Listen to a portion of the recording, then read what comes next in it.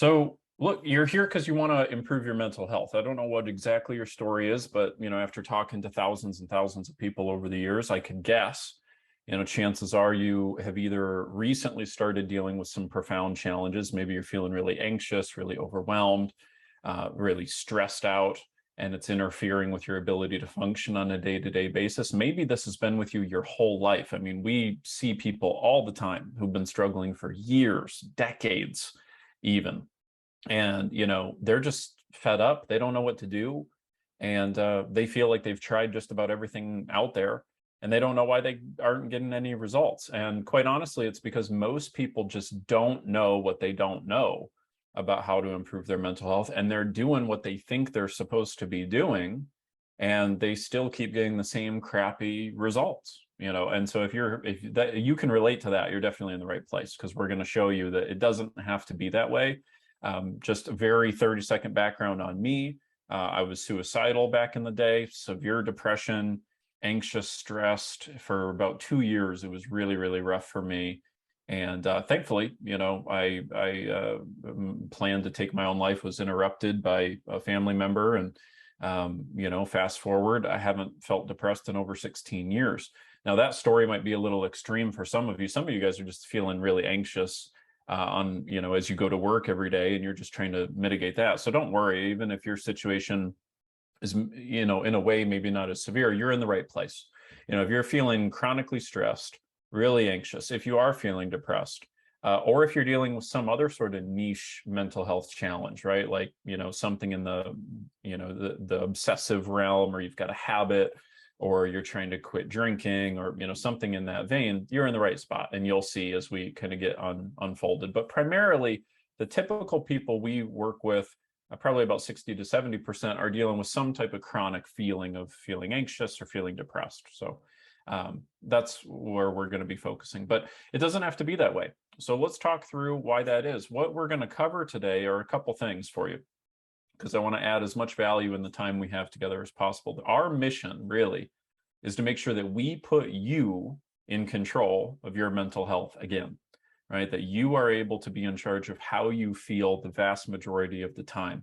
I'm never going to claim somebody's perfect, and you're never going to feel any negative emotion ever, because that's just the point of life, is to grow and expand and put yourself in challenging situations that are sometimes uncomfortable.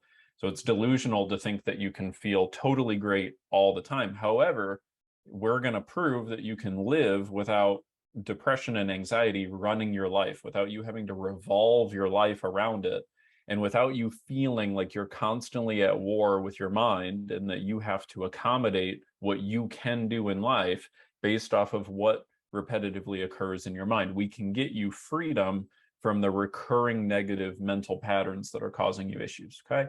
But to do that, we have to focus on a couple things. In fact, there are probably one or more, there's usually 2 to 4 things that you are believing about your situation right now that you didn't even realize are actually helping keep you anxious or depressed. So I have to show you what those are. Because again, after seeing thousands of cases like this, I've been able to see that people fall into these same myths. They're totally understandable. Many of them I believed myself too. So, there's no knock on you for it. It's just, if we're going to help you move forward, we got to make sure that you understand what those are. And then lastly, we got to make sure we get you some real specifics on how to start eliminating this, right? Get you out of that stuckness mode, get you out of the overwhelm mode, and get you some things you can put into practice, and show you exactly, I'm going to walk you through the exact phases that we use to move everybody to that period of, freedom, right? Being able to live on their own terms, feel how they want to feel. I'm going to show you exactly how we do that every time. Okay, so let's dive into it. So first of all, to prove and demonstrate for you that you can live a life without depression or anxiety running your life, and you can get freedom from that, we got to tackle a couple myths. Here's honestly the most pervasive myth out there. This is especially for those of you who've been dealing with this for probably several years or more. And you may not even know that this is something you've come to believe, but it's so predominant. That's why I put it number one. There's just this attitude of this is how it's going to be. And in fact, the core mental health industry hasn't done people many favors in the past several decades on this. because there's this giant narrative that's pushed about, oh, you're feeling depressed right now at this period of your life. You're feeling really, really anxious at this period of your life. Therefore, you are going to probably be suffering with this for the rest of your life. That's sometimes the very first thing that comes out of professionals' mouths in the first 10 minutes. So it sets people up with this belief system about what the future has to be like. And, essentially gets them in this attitude of, I need to buckle up for the long haul and essentially just grit my teeth through this thing and learn how to just accommodate the best I can. Chances are, if you're on this video, if you're on this webinar today, and I see some people in the chat even right now being like, no, that's BS, right? So, I tend to attract people who are more of like action takers and really want to change things. And that's exactly what you're able to do. You don't have to live with this for the rest of your life. And we've got plenty of proof to demonstrate that that's the case. The reason I knew this was the case when I started my career is because I had done it. I had really sustainably gotten depression out of my life. And we see stories like this coming through all of the time, regardless of the background. The gentleman there on the left had dealing with severe depression and anxiety and worked on it, substantially for a couple of months. I just had recently gotten a message from him. He's still going strong, 2 years later after having finished working through the process that we taught him. This woman here had been dealing with some real severe challenges, I believe panic attacks on a regular basis, showing up at work and things of that nature. Now she's living without that and advancing her career. And then another woman we were working with, young lady here in her early 30s, just kind of getting her career started and was worrying that anxiety was going to keep her from being able to advance in her company because she was getting on boardroom meetings and Zoom meetings and stuff. And it was becoming a big issue just being around people in a social capacity, right? She knew intellectually it didn't make any sense, but she was starting to think, oh, this is just how it's going to be for the rest of my life. Thankfully, we were able to intercept all these cases. So it just doesn't have to be that way. It's just an old, outdated, antiquated myth that's based on knowledge that's about 50 or 60 years old, quite honestly. So it just doesn't have to be the case. The second big myth out there is people have this idea, totally understandable, totally makes sense that you'd believe this, but they think that they're doing everything that they can or that they should. And why is that? Well, it's because the common narrative for the past 100 years, pretty much, 60, 70 years especially, has been, if you're feeling depressed, you're feeling anxious, that means you've got this permanent problem that's going to be with you forever. And that pretty much your only options are, number one, what our society overvalued for a long time is just, kind of shut up about it and get on with life and, whatever, ignore the problem. That doesn't do so good. And then if you're going to address the problem, the only other ways that people have been encouraged to do that is, go see a psychiatrist, go through traditional therapy or counseling, or, go and do medications.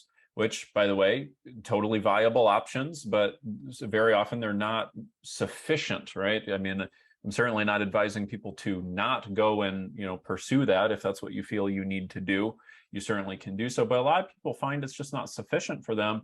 And especially in recent years, more and more data is coming out that's suggesting that the traditional methodologies are just not being sufficient for getting people to that place of feeling really fulfilled day to day. It doesn't mean they don't add value. I've got lots of friends, colleagues who are therapists and counselors. I respect those people tremendously because they care deeply and they're doing what they've been taught to help. Challenges, the skill set most therapists and counselors are being taught is not sufficient these days. And it's based off of some old beliefs that are just antiquated. They've been proven incorrect many times over. And that's where a lot of people are running into these issues. And with medications, it's becoming a big issue too. A lot of people find that they'll be on them for years, sometimes decades. Your biochemistry can change permanently sometimes. You can run into other issues. So it does add value. For some people, it is sufficient. But for a lot of people, it's just not even, it's a non-starter because for them, they just don't even want to go down that road. They don't like the idea of having to address things biochemically. I came from that attitude as well. Where I intuitively, I thought and knew that there was something I could be doing from a natural capacity to really get myself where I wanted to be on a mental health basis. And, now what we're seeing, this is a very recent journal that just put this out. essentially what's happening is we're even seeing that even people who are in prolonged periods of therapy are very often not even experiencing incredible benefits. Even from my own consultative work that we've done over the years, I mean, we speak to, I don't know, probably about 2,000 people a year on the phone, myself and my team, and we'll consult with people. And just from those people that we consult with, we see that so many people have been going to therapy for years, and they're still not getting where they want to be. They've been still feeling stuck. So this idea that pursuing the traditional methods of I'm doing everything I can, I'm doing everything I should, is just not, again, totally understandable, because that's what is common knowledge. That's what everyone's been taught. So I don't blame you at all. I mean, that's definitely the common belief, but it's just not your only option.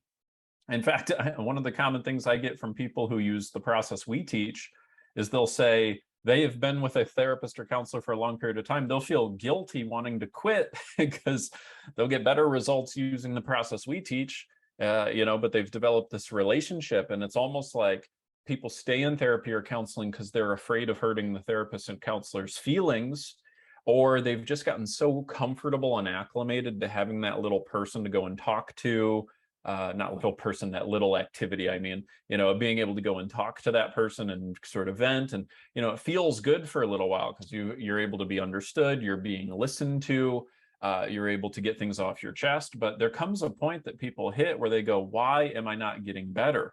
I hear people tell me all the time, like, what we teach got them more results in a matter of hours sometimes, or certainly within a couple of weeks, I would say, than even years of therapy has gotten them, because we're just drilling right down into how do we actually get your life better.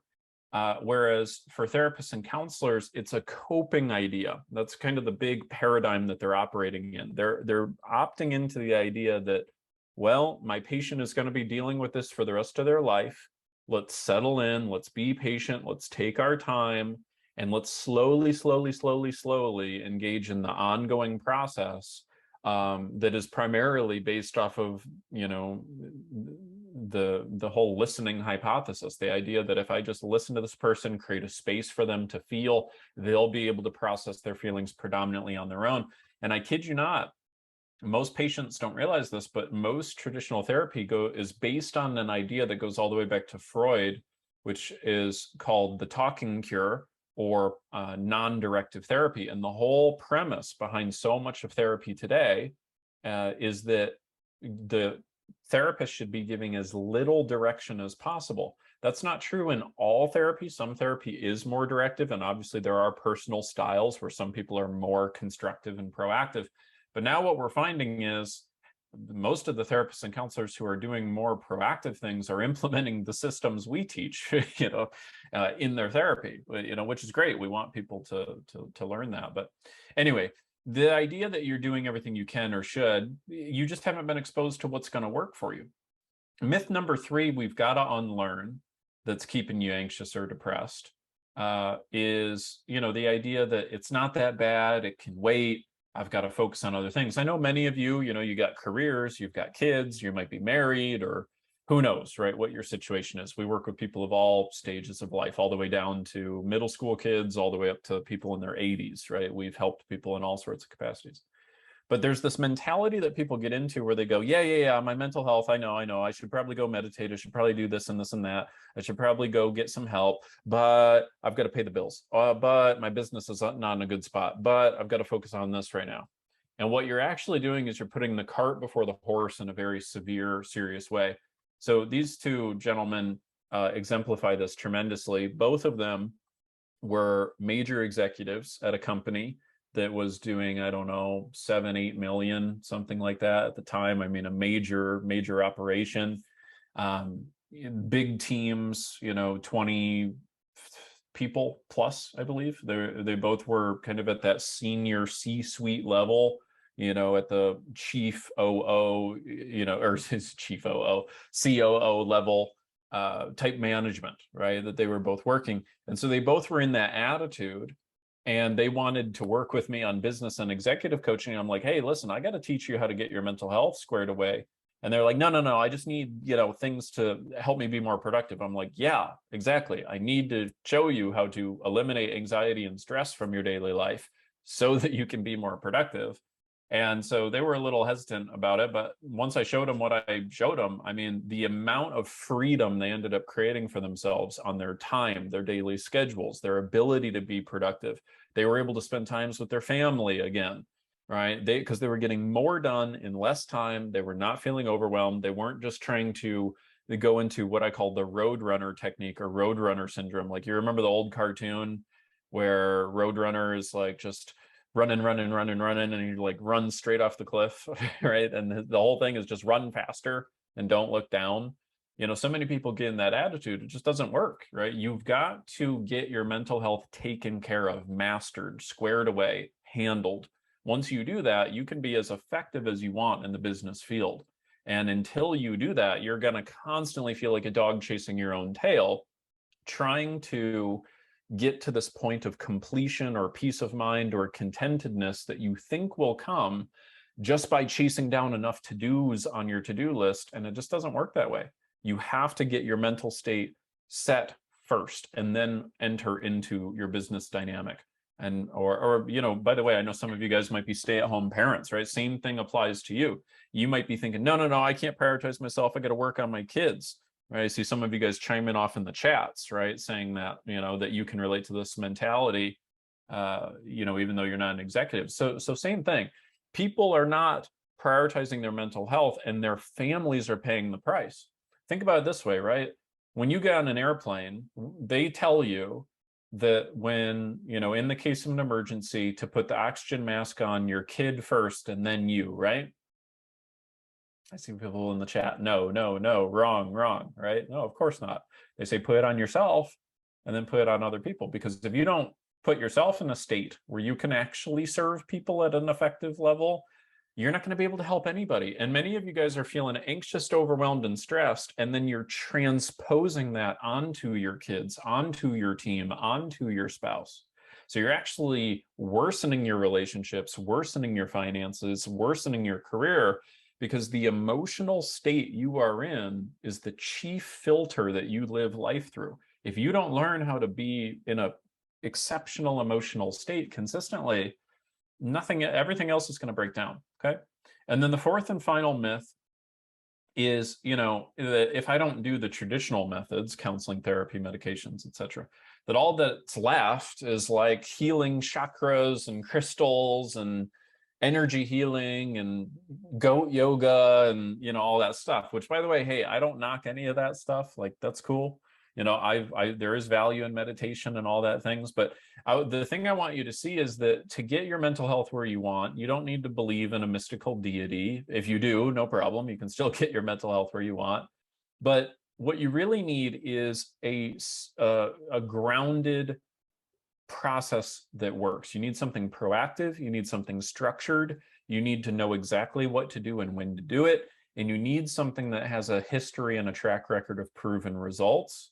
And that's where the whole conditioning-based methodology comes in, because that's what really works. And it's what enables you to have sustainability, because none of this really matters unless you get sustainability, right? And that's what we've learned over the years, is we've got lots of different people with lots of different mental health challenges who are going to respond differently to different strategies. And so what we've learned over the years is we can help people find the specific combination of conditioning-based strategies that will enable them to have the emotional quality of life that they want long-term. And that's what the name of the game is, right? You don't have to go into the realm of mysticism. It's not like those are your only options. Like, settle for the coping idea or go into woo-woo stuff, right? There is actual practical, clear things you can do to make sure that you improve your mental health. Absolutely. Okay. So how do you do it? Well, now we move into the second goal of today, right? I told you, number one, we need to absolutely unlearn the things that are keeping you stuck. And then I got to show you the phases to make the changes. Well, here's what we do. This is how we've helped every single person. Every person. I've worked with people who've been, they've got serious bad habits, like they're, addicted to drugs. I've worked with people who are dealing with alcohol issues, panic attacks, anxiety attacks, depression, people who've got compulsive stuff going on, right? Where they can't stop like counting different things or whatever it is. I've even helped people improve their focus and memory. And it's not that I'm so brilliant, because I'm not. I'm really not. It's just that I understand the foundational components of how your mind works. And you can learn this too. There's nothing really profound about it, really, once you start to implement it.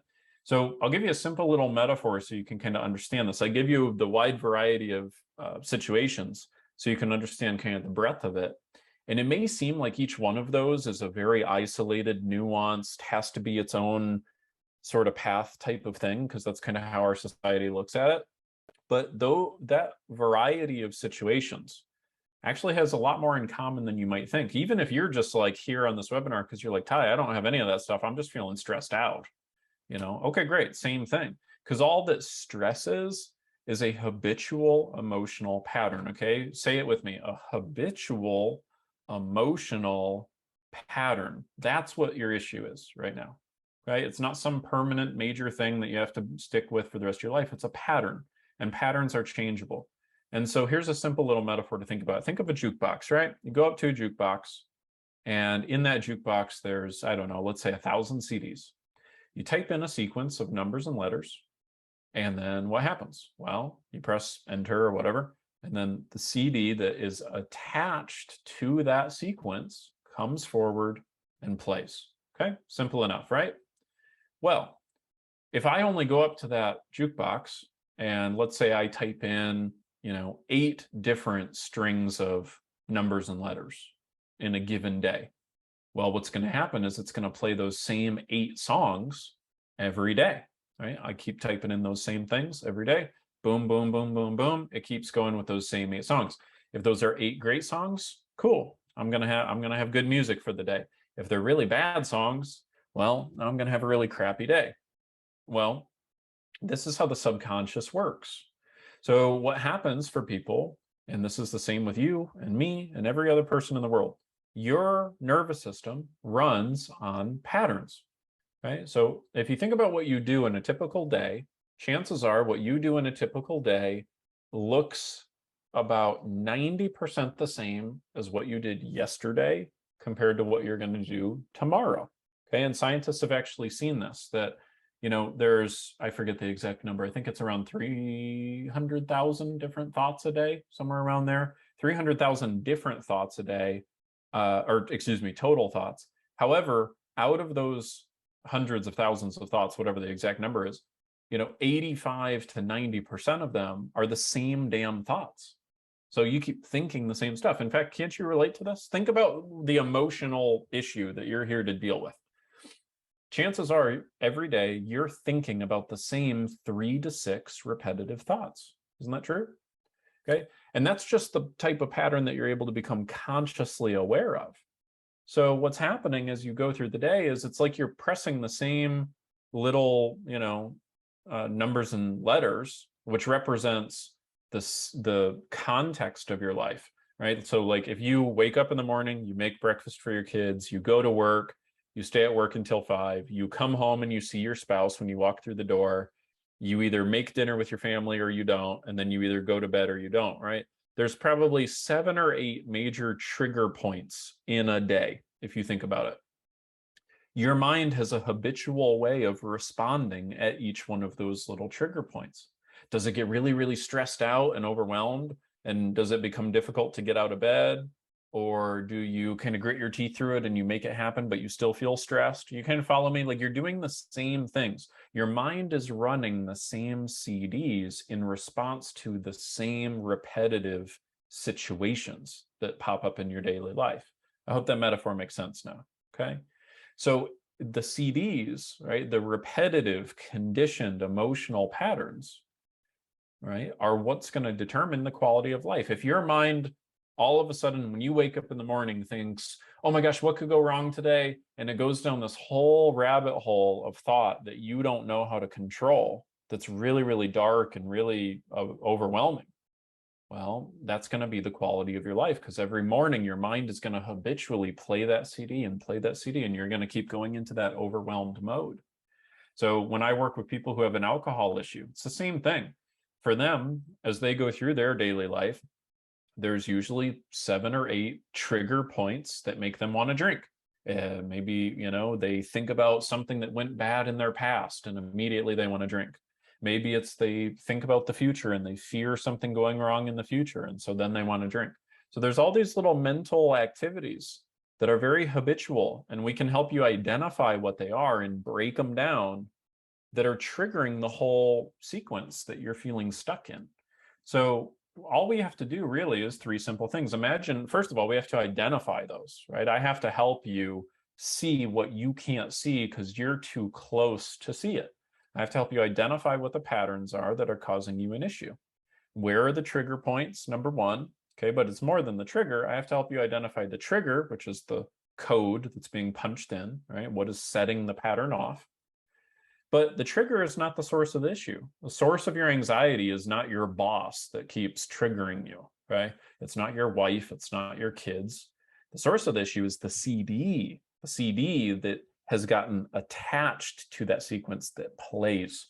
The CD that goes, oh my gosh, why is my boss such a jerk and I'm never going to succeed at work and blah, blah, blah. And it goes into that whole train of thought. That's where the anxiety is coming from, okay? So, or that's wanting you to go, oh my gosh, I don't think I can cope with this. I need to just go have a drink. Or maybe I'll feel better if I go eat. Or maybe I'll feel better if I just go sleep, okay? So you've got a pattern that's the issue. So I have to help you identify those CDs, number 1, and deconstruct it. So it's so stupid simple for you to understand how you can start to shift it. That's number 1. Number 2 is I have to help you interrupt it. I have to help you take that CD, okay? And imagine if we scratched it. Well, if we scratched it once, now it tries to play, it's going to have a tougher time, right? It's going to go, and then that didn't quite work.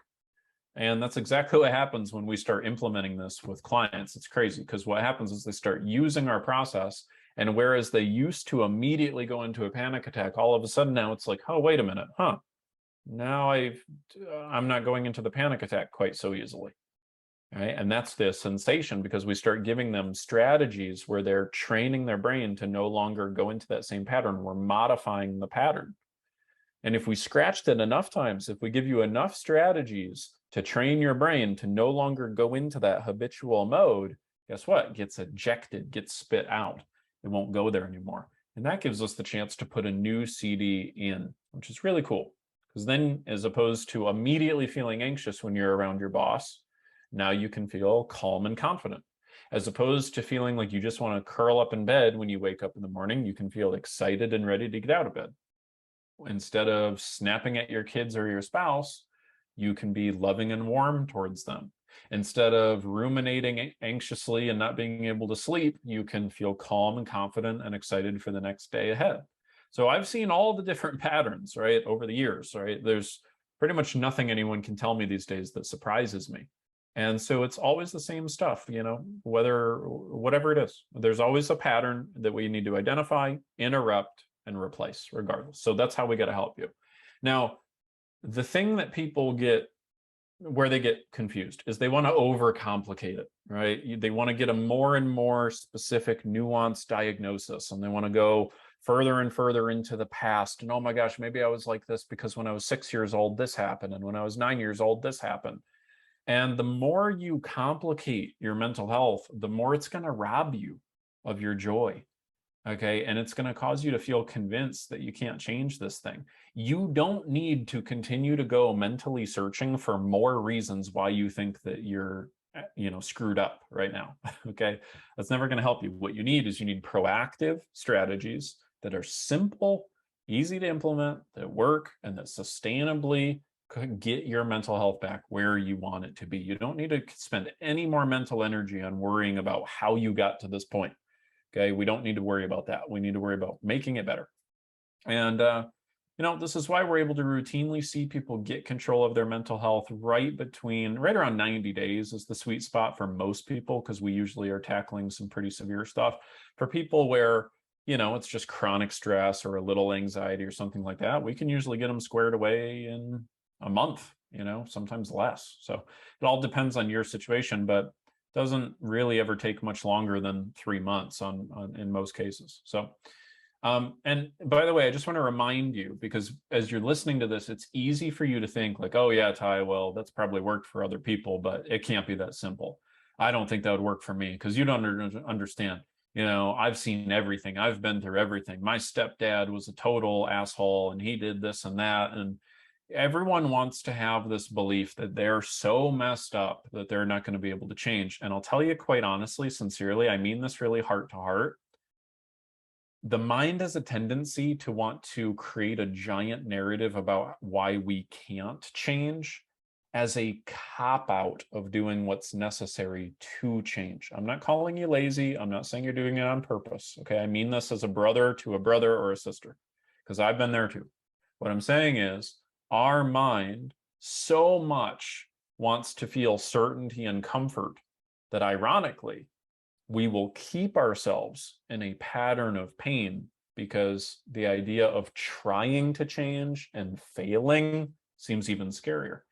But here's the good news. It's totally accessible and doable for anybody. It doesn't matter your background. Doesn't matter if you've got a genetic lineage. Okay. It doesn't matter if you've got a series of emotional habits, like you're overeating, you're drinking, you're smoking, you're doing this and that. Right. This lady here that we worked with, she was able to get most of that handled within like 4 weeks. I mean, it doesn't happen that way for every person. Sometimes it takes a little more time, of course. Everyone's a little different. I'm not going to guarantee you specific results in a specific time period, because I've learned over the years there's a wide variety of people. But for you to equate that to think that you can't change is just as equally delusional. Okay. It's totally doable regardless of what the issue is. And I've just seen it so many times. Doesn't matter your age, doesn't matter your background, doesn't matter your race, doesn't matter your economic position, doesn't matter your specific habits or patterns. It just really doesn't. So let me deconstruct this a little bit for you so you can start to see how this goes. Okay. So each person tends to have, as I mentioned, right, 6 to 10 major patterns that they need to identify. Remember, as I said, right, your mind is pretty much doing the same stuff every day. And so we have to help you identify and deconstruct what those patterns are. Everybody's a little different, and I've given you a wide variety here. So in my line of work, I know of and check for over 68 potential patterns I know to look for to identify what your specific half dozen are. You don't need to know all 68, right? All we got to do is help you identify the 6 to 10 that are really running your life. So let me show you 2 of the common ones, okay? So, because that's what we have time for today. Let me show you 2 of the common ones. Well, if you're feeling anxious, okay, let me see in the chat, how many of you guys are feeling anxious on a regular basis? Okay, if that's the number one thing you're here to do. Okay, so I'm seeing a lot. Yes, yes, yes, yes, yes, yes. Anxious, anxious. Yes, panic. Yes, stress. Stress/anxious. Okay, great. So the first pattern that I teach people that our mind will get into is a pattern of mental searching. Okay. The mind is always habitually searching for something. It goes down rabbit holes, essentially, and it goes down the same types of rabbit holes continuously that cause us to feel stuck. Chances are, and I want you go ahead and validate for me in the chat, because hey, maybe I'm wrong. Maybe I'll learn something today. But I would bet just about any amount of money that if you're feeling anxious, it's probably one of these things. In terms of the time zone that you spend most of your focus on, you're probably only focused on the present moment 10 to 25% of the time. In fact, it's probably less. It's probably 10%, maybe less. Okay. And you're probably focusing on the future the vast majority of the time, even if it's just the near-term future. And go ahead and tell me in the chat, does that sound right? Do you tend to focus on the present for a moment and then immediately start to think about the future? Okay, I'm saying yes, yes, yes, yes, that's totally me. Okay, great. So somebody says maybe 20% present, 80% future. Okay, so same difference, right? But then the other issue, that doesn't sound so bad, right? But some people spend 85% of their time focusing on the present. Well, if one person's focusing 80% on the present and one's 80% on the future, do you think those people are going to feel different things? Potentially, right? It's probably likely. But here's where it really gets interesting. If you're feeling anxious, here's probably what you're thinking about. Your mind is searching for what could go wrong.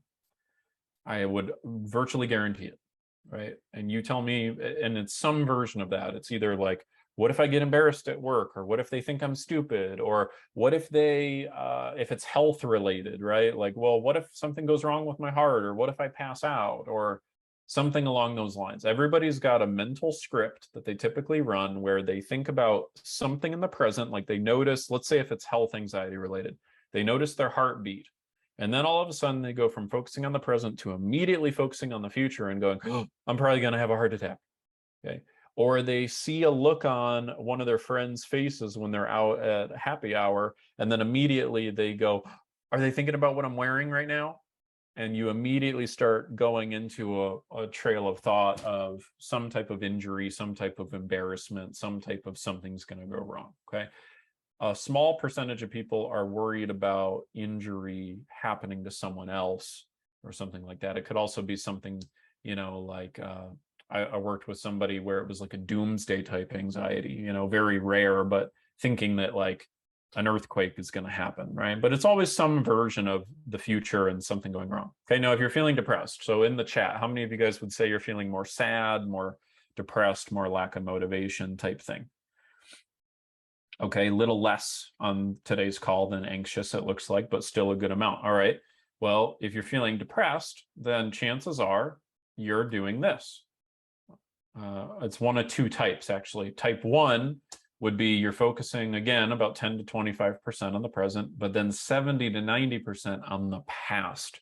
So you keep getting stuck focusing on the past, okay? How many of you can relate to that? Actually, let me show you the second one, and then you guys can tell me whether you're type 1 or type 2. Type 2 would be you're focusing on the present and then, again, the future, okay? So how many are type 1 versus type 2? Type 1, type 1, type 2, type 1. Okay, so it looks like more type 1s than type 2, which is usually how it goes. Now, again, that doesn't sound so bad on the surface, right? If you're just mentally searching through the past, well, that could be good.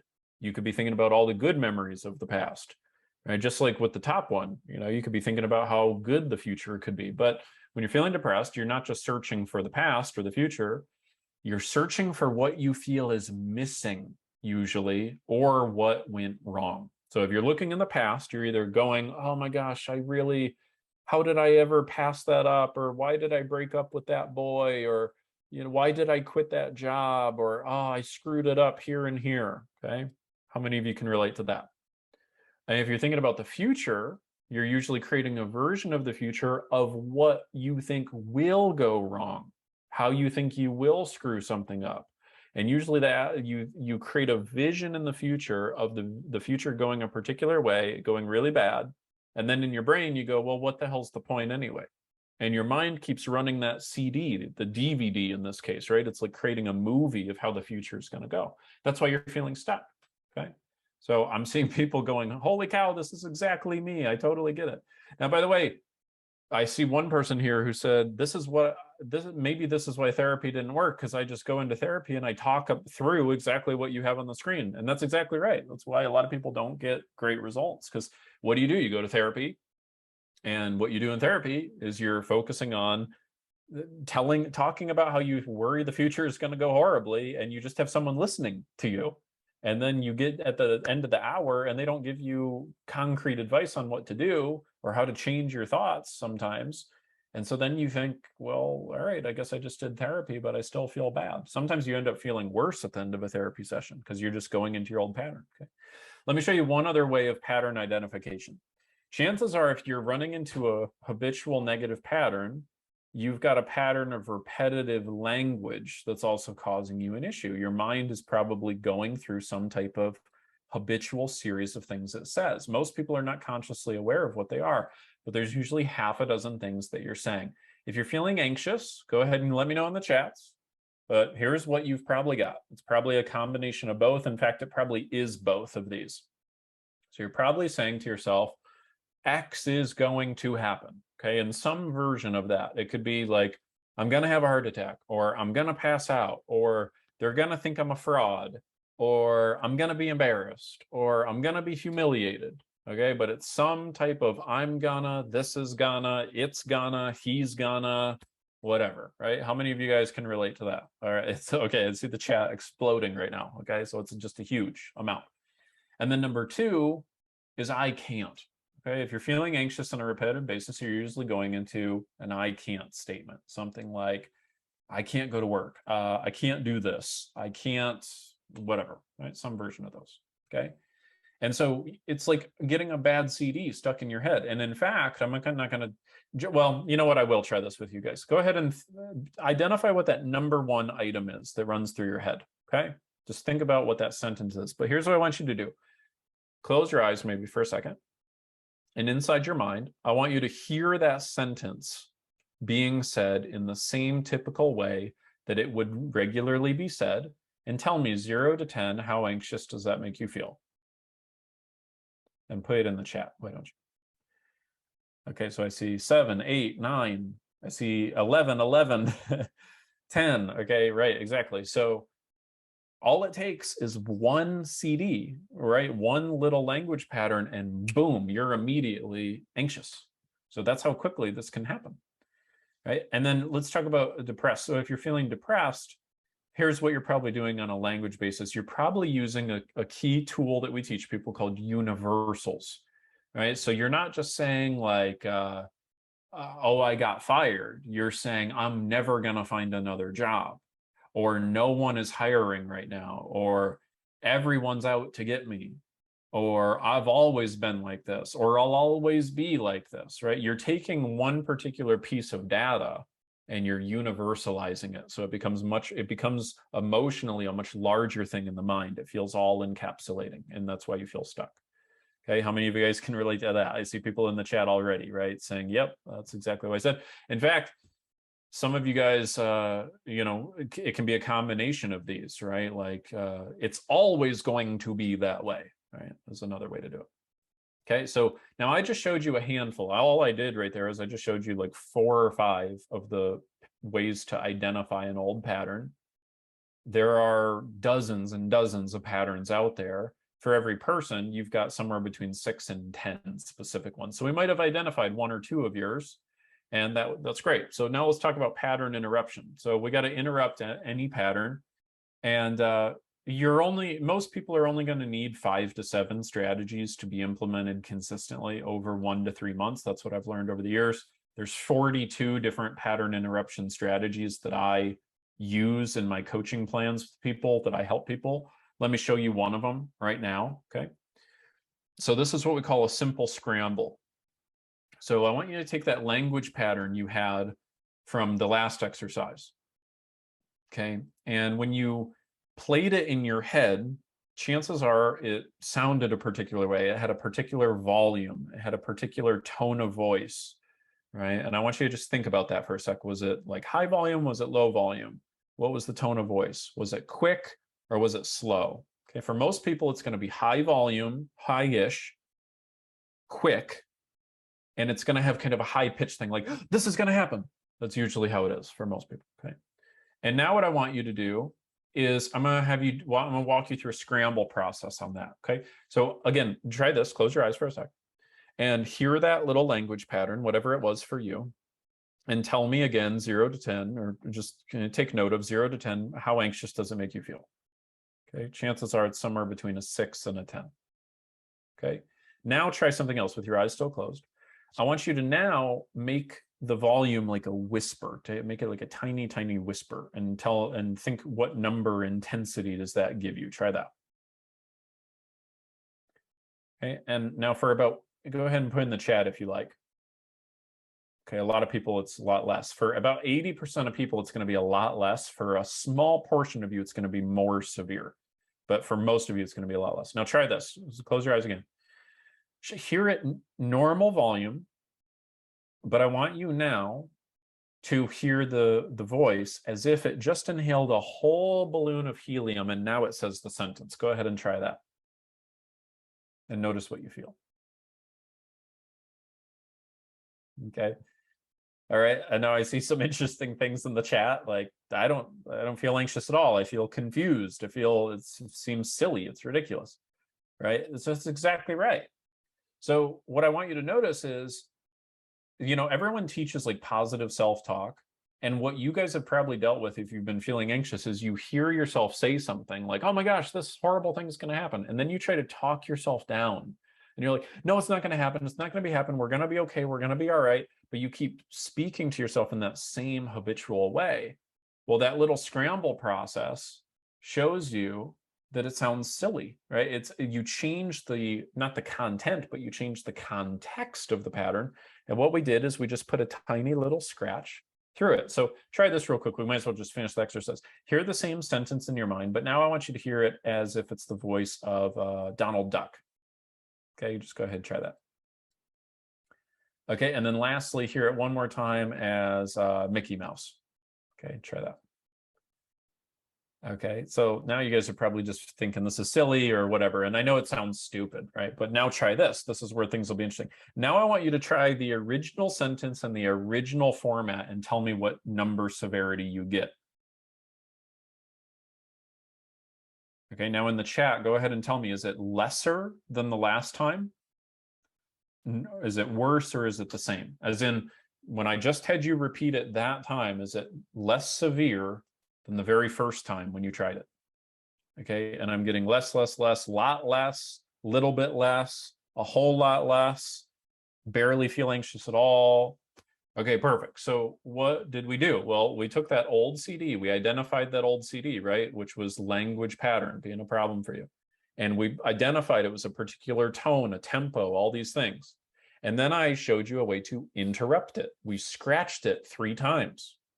All we did is we put 3 scratches in it: Donald Duck, helium, Mickey Mouse. Now it goes to play again. And remember what I said, right? It tries to play and it's going to scramble it. It's not playing the same way anymore. So this is just one little instance of teaching you how you can condition your brain, how you train your brain to break out of old patterns. It's pretty powerful.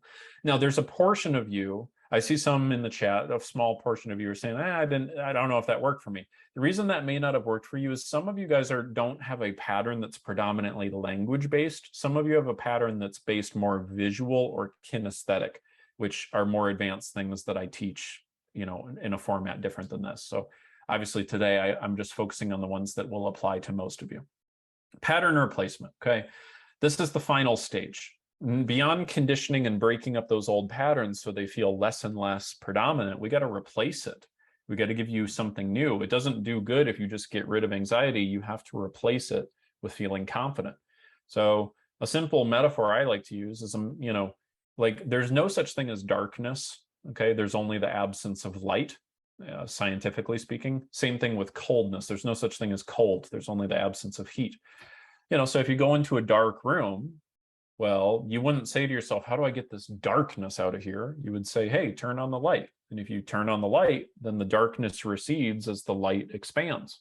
That's the same thing with anxiety or depression.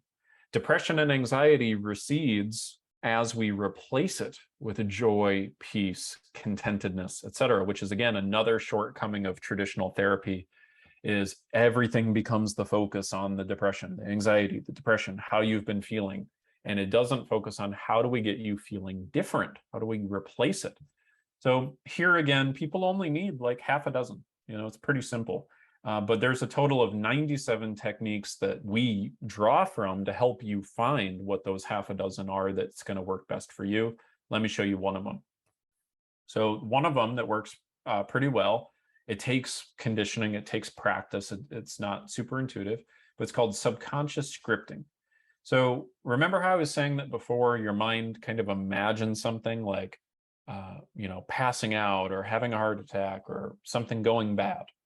Well, what you've got to do is realize that your mind is, you're feeling anxious or overwhelmed or depressed because your mind doesn't know the difference between what it's imagining and what's real. So what we teach people how to do is to rewrite the scripts in the mind. You subconsciously script it so your mind has a feeling of how it's going to go in the future and that it's going to go well. And so I'll walk you through a simple little illustration of this. Okay, so close your eyes for a second. Okay, and make sure that you're breathing nice and deep and easy. Okay, and I want you to just remember a time where you felt really, really good. Like maybe you felt confident or maybe you felt joyful. Could have been a long time ago, even could have been years ago. Okay, a day where you felt really, really good. For parents, typically it's going to be the moment that's going to come to you. Usually it's going to be the day one of your children was born. It could have been your wedding day, maybe something like that. Okay, it could have been a day you got a promotion at work, something like that. But I want you to just remember and put yourself back in that moment. Okay, and by the way, so those of you who are just not participating, just participate. You're here to get some results. Okay, you got to implement something. So trust me on this. There's a science behind this. This is not woo-woo stuff. So close your eyes and imagine you're right back in that moment as best you can. Just kind of remember what you were seeing, like visually kind of piece it back together. And then remember what you were feeling in your body, right? Any sensations that you remember. Okay. And what I want you to do now is just kind of remember what that felt like, how good it felt, right? And notice that your emotional state has changed at least a little bit as you kind of put yourself back there. And now what I want you to do is I want you to imagine the next 3 months unfolding. And I want you to imagine you steadily getting your mental health back where you want it to go. You don't even have to know exactly how, but I just want you to imagine yourself taking a couple simple actions and then a couple more actions. And I want you to imagine yourself, doing what's right for you, maybe getting some kind of help, doing something different, but seeing it playing out and seeing yourself getting back to that place of feeling content, seeing the next 3 months unfold exactly how you want it to unfold. Okay, and imagine it as if it were really real, as if it were really happening. Okay, that 3 months. Don't worry about getting it perfect. It's just a simple exercise. Okay, just imagine that 3 months unfolding from today all the way to 3 months. And now you're at the end of that 3 months and you're feeling exactly how you want to feel. Right? And you're feeling proud, you're feeling confident, you're feeling excited. Okay, and then just slowly open your eyes. Okay, now at a minimum, some of you guys found that to be maybe a little challenging, but maybe it was at least interesting. Some of you would find that to be a lot easier. And that would depend on how your nervous system operates. Some of you are more easy to kind of visualize and imagine. Some it's a little more challenging. And that's why we have a variety of different tools we have to draw from to help you figure out your specific patterns. Okay, but that one tends to work quite well for people as they start to practice it. So, I've shown you some things you can implement and put to use immediately right now. Some of you guys are just going to take that information and try to do the best with it as best you can. And that's great. I'm happy to make sure that you do that. Some of you guys are looking for a real solution, however. You don't want to just dabble with this. You want to master it, right? You don't want to have to continue to worry about this years in the future. You want to get this thing done and handled. And so, I am offering a way for you to get some individual help if you'd like to. So, this is a chance for you to stop guessing. You don't have to guess on what to do. You don't have to try to piece it together yourself. You can get a trained eye who can help you. You don't have to use hoping as a strategy, which is just not usually very effective long term. And, you can have a very experienced team and mentor help you get the clarity on what to do, what plan's going to work for you. I mean, look, we've done this so many times, right? We've seen just about every situation you could possibly throw at us. It's pretty easy for me within a couple of minutes of talking with somebody to figure out, yep, I know exactly what is going to need to be done. I know exactly how long it's going to take. I know what the setbacks and challenges are going to be.